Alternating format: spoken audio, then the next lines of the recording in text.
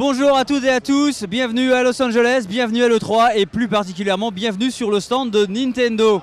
Après une conférence en ligne seulement qui a un petit peu fait grincer des dents, qui a désespéré certains fans à cause de la faible quantité de jeux vraiment catchy, on s'est quand même rendu sur le stand de Nintendo pour se faire notre propre avis et on a pris en main quelques jeux qui nous semblaient mériter le détour.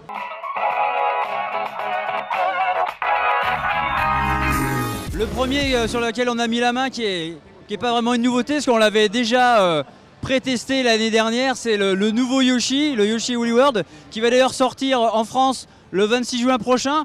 Donc on l'a juste pris pour le plaisir, pour vérifier que notre première impression l'année dernière était bien la bonne. Le jeu est toujours aussi sympa, surtout à deux.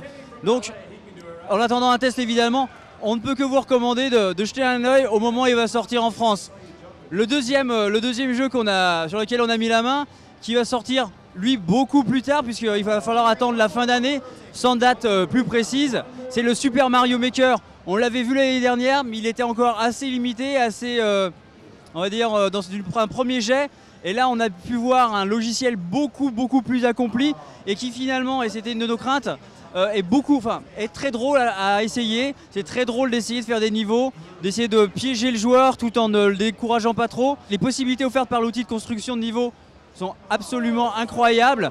On peut choisir entre plusieurs époques de Mario avec des physiques de gestion des personnages qui seront différentes. Par exemple, il y aura une différence entre un Mario intégré dans un niveau Wii U et un Mario de l'époque NES avec une inertie qui sera plus importante, la possibilité de faire des bonds sur les murs qui n'existent pas dans les plus vieilles versions, etc.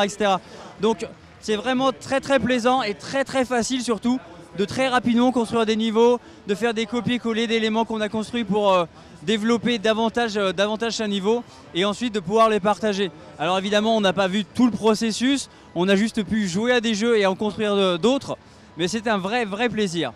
Le troisième jeu sur lequel on a acheté notre dévolu, c'est le Mario Tennis Ultra Smash, un jeu de tennis donc dans la grande lignée des jeux de tennis dont la dernière itération était sortie sur 3DS.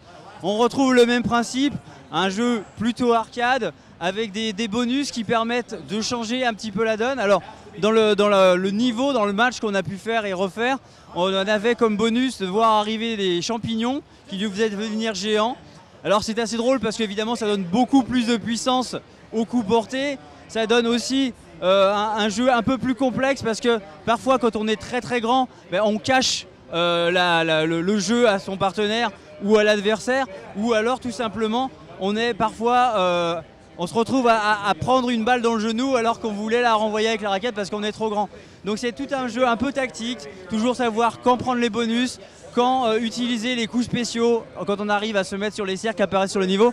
Donc ça a l'air d'être très prometteur, on devrait bien s'amuser encore et ça aussi c'est donc pour la fin d'année. Enfin le dernier jeu qu'on a pris en main sur Wii U, c'est le prochain Star Fox 0 qui était promis pour cette année et qui devrait lui arriver effectivement pour les fêtes. Si pendant la keynote il a beaucoup été pointé du doigt comme pas très beau, sur un écran normal on va dire, sur un téléviseur de 40-46 pouces, c'était plutôt regardable même si on est loin de décors Full HD que nous servent d'autres jeux ailleurs que chez Nintendo.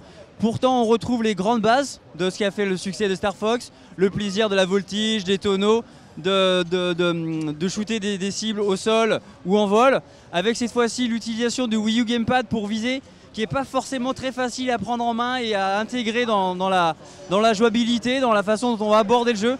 Il faudra voir si c'est une bonne idée ou pas.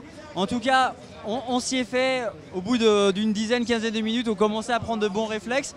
Et puis la bonne nouvelle, c'est ce que nous on appelle, ce que tout le monde appelle le mode cocotte, le mode poulet. C'est en fait le vaisseau qui se transforme en robot, qui marche au sol, qui avance au sol et qui permet donc de varier un peu les plaisirs parce qu'on n'est pas tout le temps en train de tourner en rond et d'essayer de trouver les ennemis à battre. Il permet aussi de détruire certains boss d'une autre manière parce qu'on va rentrer dans le boss dans un bâtiment et ensuite on va déambuler dans les couloirs jusqu'à l'endroit où il faut détruire les choses. Donc une variation de plaisir, une variation des approches et puis aussi un plaisir différent qui est vraiment plutôt pas mal. Enfin, on a testé 2 jeux sur 3DS. Le premier, c'est le fameux Metroid tant décrié.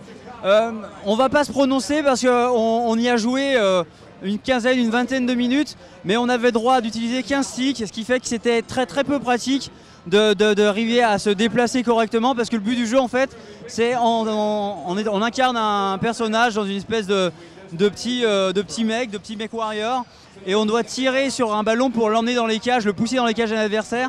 Mais quand on peut pas tourner et viser très facilement, ça devient vite assez agaçant. Donc on préfère pas trop se prononcer en attendant de voir ce que ça donnera quand on pourra jouer avec les 2 sticks des New 3DS notamment.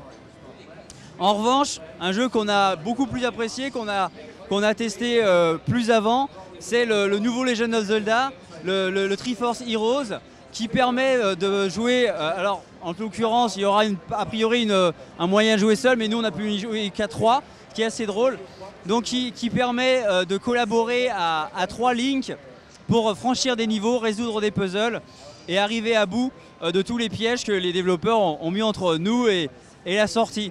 Donc il faut vraiment collaborer, chacun utilise un objet particulier dans les niveaux, qui permet par exemple de projeter un adversaire par-dessus un précipice pour l'envoyer sur notre plateforme, qui est un boomerang pour rapatrier son partenaire quand il a besoin de se rapprocher de soi. On peut aussi faire ce qu'on appelle un totem, c'est-à-dire se mettre les uns sur les épaules des autres, soit pour atteindre des plateformes plus hautes, soit pour par exemple projeter 2 partenaires sur une plateforme et ensuite être appelé. Ça demande effectivement beaucoup de collaboration et beaucoup de communication. Alors quand on est côte à côte, on parle et c'est assez facile. Mais quand on est à distance, ça devient plus compliqué. Donc sur la partie basse, sur l'écran tactile, l'écran bas de la 3DS, il y a des messages courts qui permettent d'envoyer une consigne ou de demander un avis à ses partenaires et pouvoir communiquer au mieux sans pouvoir le faire de vive voix. C'est une nouvelle approche de Zelda, c'est une approche où on n'est pas seul, où on doit réfléchir à plusieurs et où il faut être extrêmement précis dans la façon de jouer. Donc plutôt une très bonne nouvelle. Voilà, évidemment, le 3 est loin d'être terminé, on en est qu'au 2e jour, on a encore demain une journée assez chargée, on aura plein de surprises et même encore aujourd'hui, on a encore pas mal de choses à voir, donc restez sur zeronet.com pour les articles sur le 3 et allez sur Zeronet TV pour voir le 3 en vidéo au fil de l'événement. Au revoir, merci.